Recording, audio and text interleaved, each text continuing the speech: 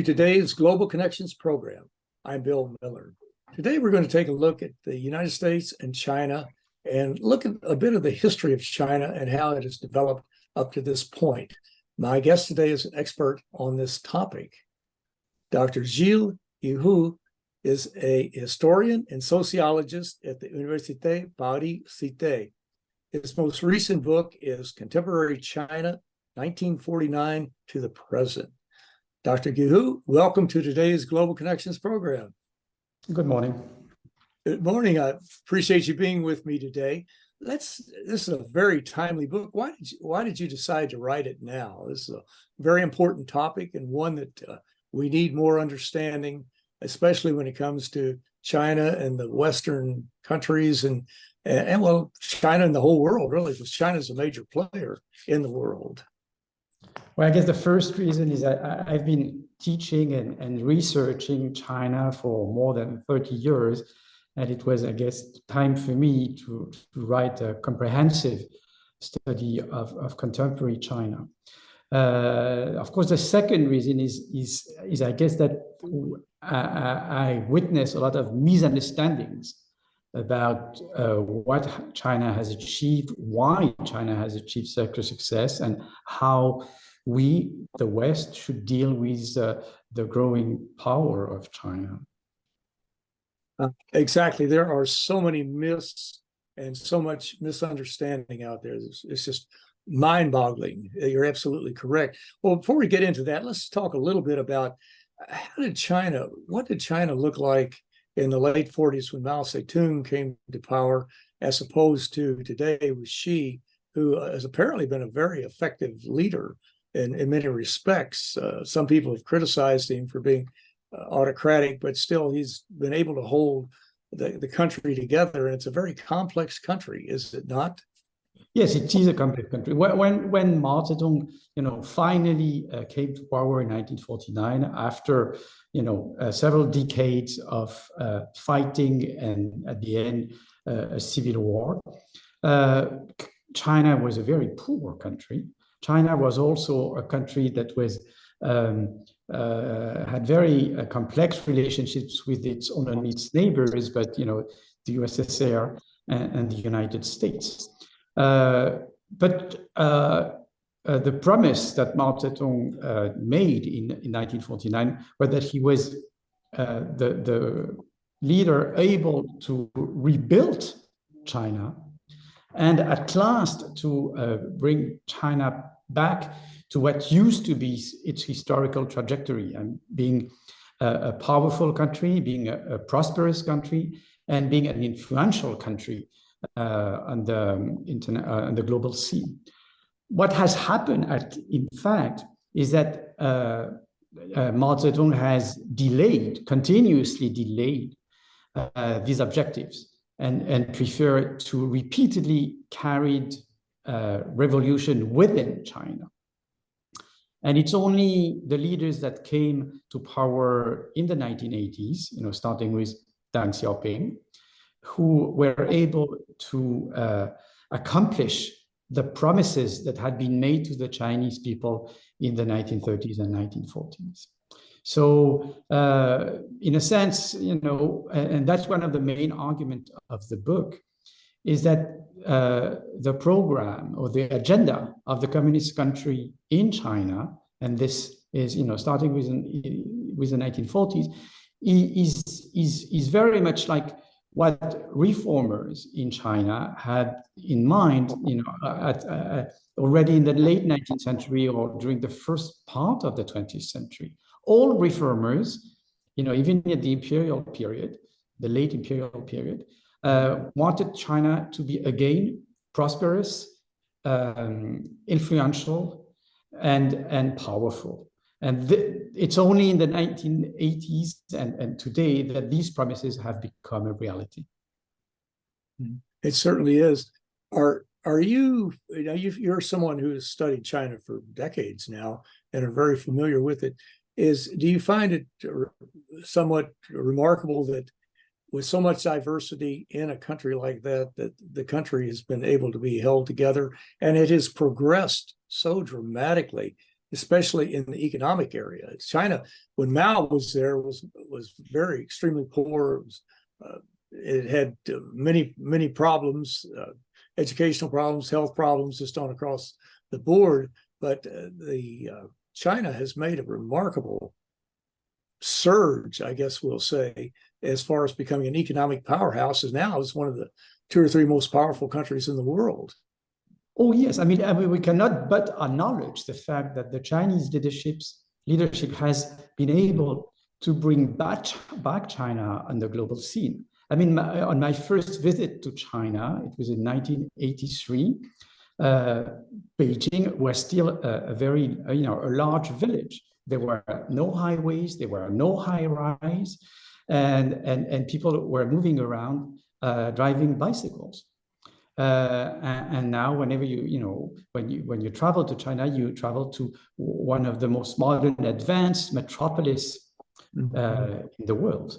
So, I mean, the achievement of the Chinese leadership cannot but be acknowledged. That's for sure.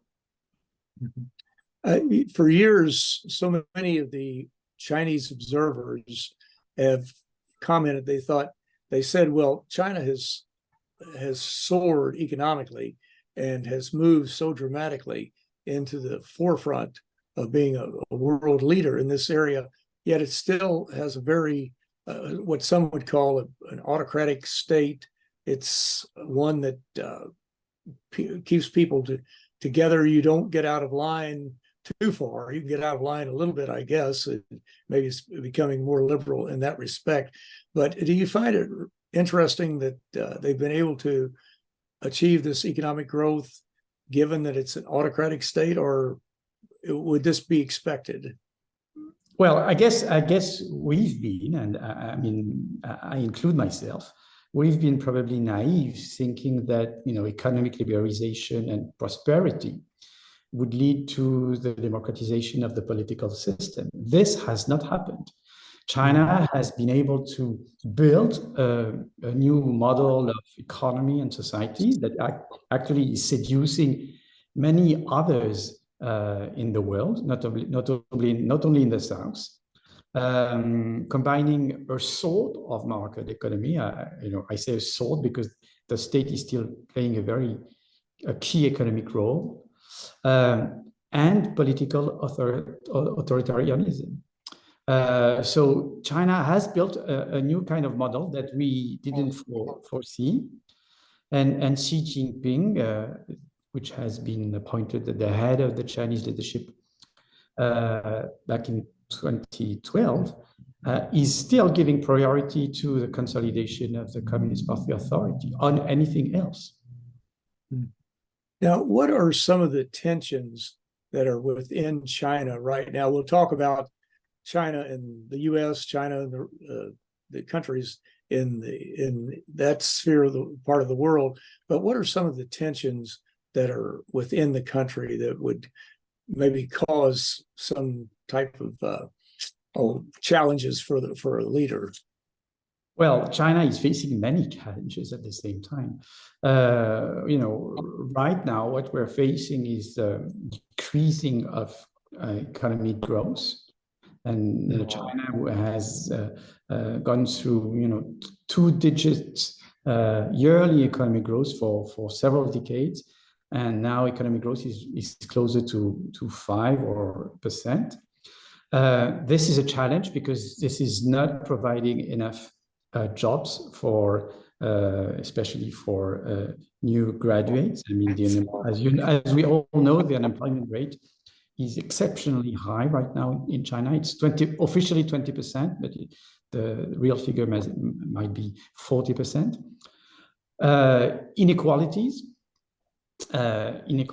have become, a real problem for the Chinese leadership. One way that Xi Jinping is trying to solve the problem is asking the richest person, the wealthiest person in China, to practice philanthropy. Well, we are a number of observers considering that asking for philanthropy is not enough. that probably it's the fiscal reform should be implemented to solve the issue. But the Chinese leadership is very reluctant to practice, to implement redistributive policies. And then you have the demographic challenge. China is facing, China's population has started to decline, at least the labor force. So without yet being prosperous, without yet having built a social safety net, the number of retirees is going at a very fast rate. Mm-hmm. That's a remarkable figure that I think you said the unemployment rate officially is at 20%, but it's probably for young people. For young people, I see. You're right. I see. Yeah. One other issue that's been concerning to not only people in China, but also around the world has been the economic boom in China. And some have commented on the overbuilding. China has continued to build cities and apartment buildings and different infrastructure projects and that type of thing. Is there some possibility that it may be overextended? That we went through that in 2008 in the United States with a housing, really a bubble is what it was. But is there some concern that might happen in China, and that some catastrophic economic occurrence could take place?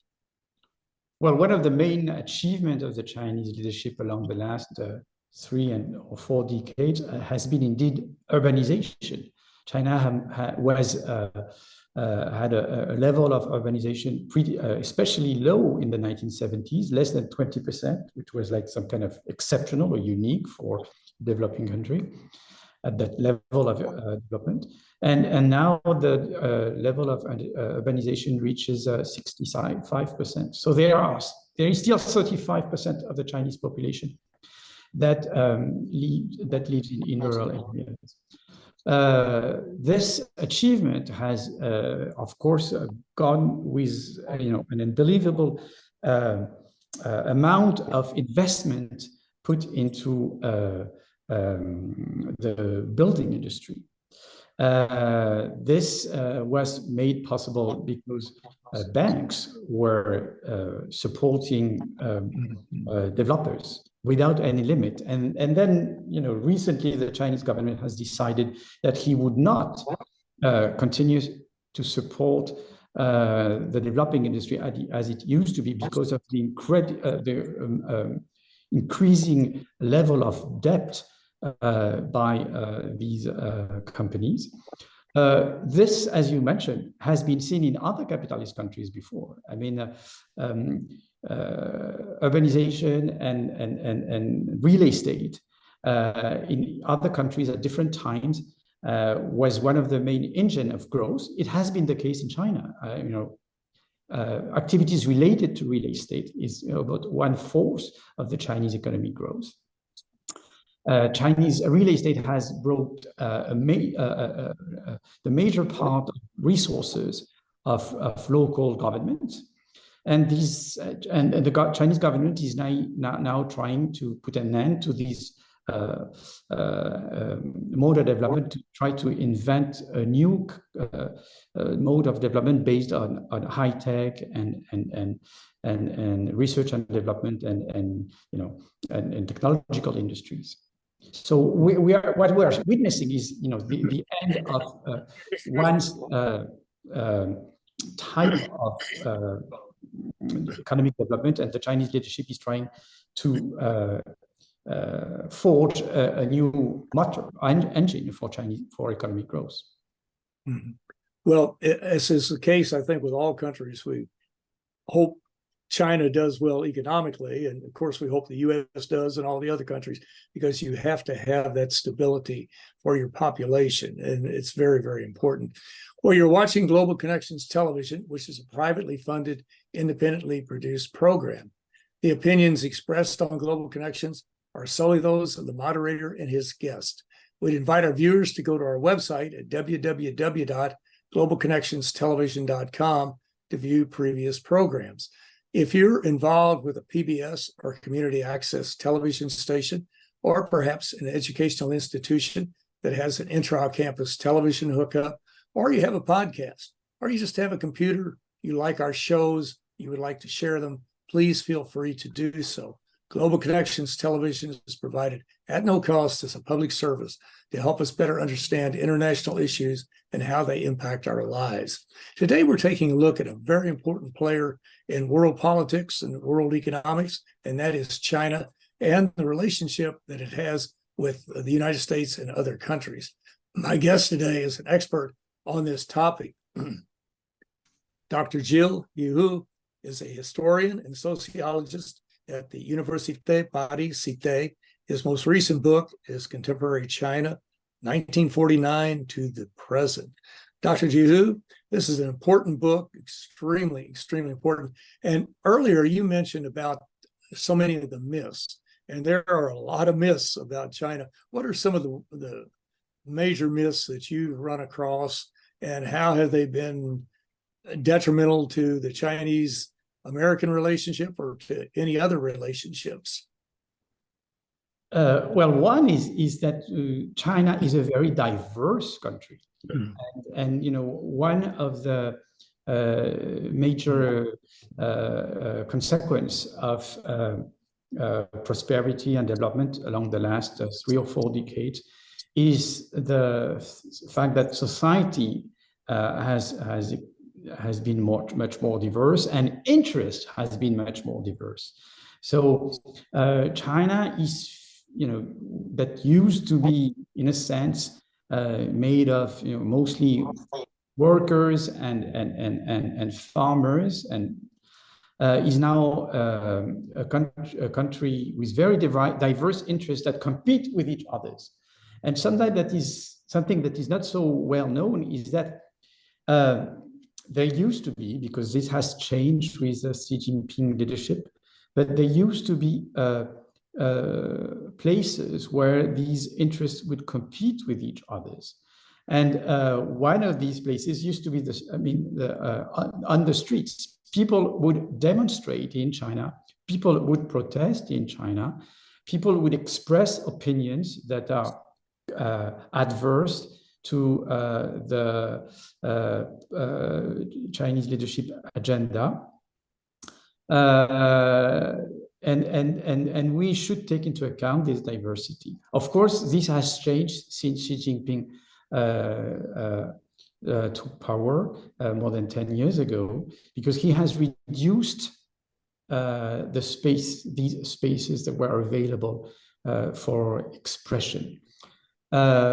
One reason why there were these spaces is because there are many tensions, as we have mentioned already, within China. There are many conflicts, and I'll just give one example.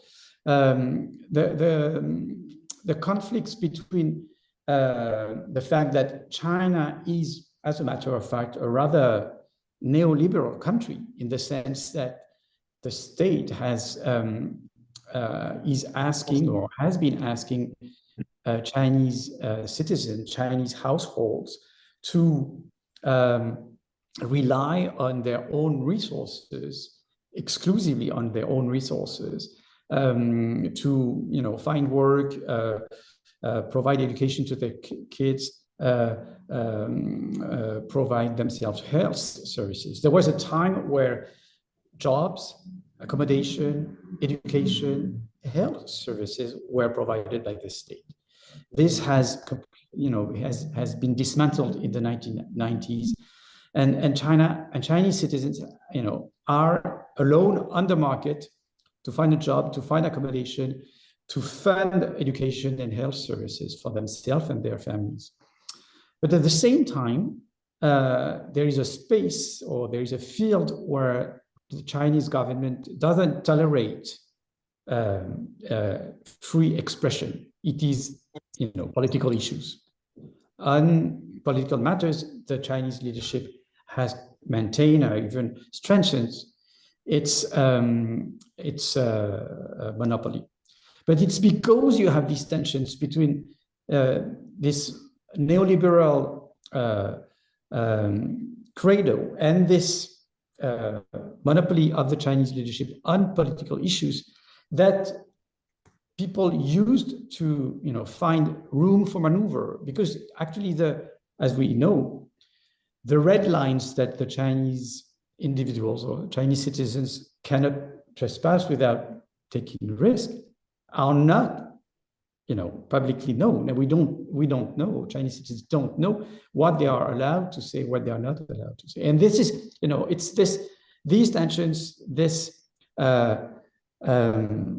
informality of control that has allowed citizens to express themselves in sometimes even to contest the Chinese Communist Party agenda. Mm-hmm. It certainly does. Well, in the last few minutes we have, probably all of the questions have been very important. The answers have been very important. But what can be done to de-escalate some of the tensions between China and the United States and China and some other countries of the world? Do you have any suggestions for the leaders of the various countries as to how they can cooperate and coordinate in a more peaceful, less belligerent way in the future? Well, maybe 2 points. One point is, we have no option to sever a relationship with China because we were part. And especially businesses, Western businesses, are very much engaged in China, and where those are part of the actors. There were some of the actors who contributed to the prosperity of the country, and global production chains doesn't allow us to sever a relationship to China. Second, I think it is very important to maintain dialogue and to continuously exchange with our Chinese counterparts. And when I see the decreasing very fast rate number of foreign students, and namely American students, studying within China, like this year, 2023, I think it's very worrying. Dialogue is necessary, and we should also convince our Chinese partners that they should keep doors open, which is not often the case. You may know that researching China is becoming more difficult for Western researchers. Access to resources and materials is becoming increasingly difficult, and we should convince our Chinese partners that it is in their own interest that we keep talking to each other and trying to understand what is happening with our partners. That's very important. You have to have dialogue. You just absolutely have to have it. And that is something that looks like the U.S. and China are moving forward on. In the last 30 seconds or so, what do you see, or how do you think that China is going to react to the Taiwan situation? It's probably a very difficult thing to predict, but what do you think might happen there? Well, there are several scenarios, and of course, the worst is never sure. But we have presidential elections coming in Taiwan this year. What is for sure is that the Taiwanese population is a growing number, getting convinced that something may happen soon, and that the Chinese leadership, for internal reason, not necessarily for external reason, but because the situation is within mainland China itself, would force, in a sense, the leadership to act against the Republic of China. Let's hope that it doesn't happen. We certainly hope it doesn't. No, that would certainly usher in probably World War III or something very close to it. Well, Dr. Gilles Guiheux, this is a very important book that you've written, and I want to thank you so very much for a very interesting and a very informative program today. Thank you for having me. I enjoyed being with you. Okay, my pleasure. Thank you. I'm Bill Miller. Thank you for joining us today on Global Connections Television.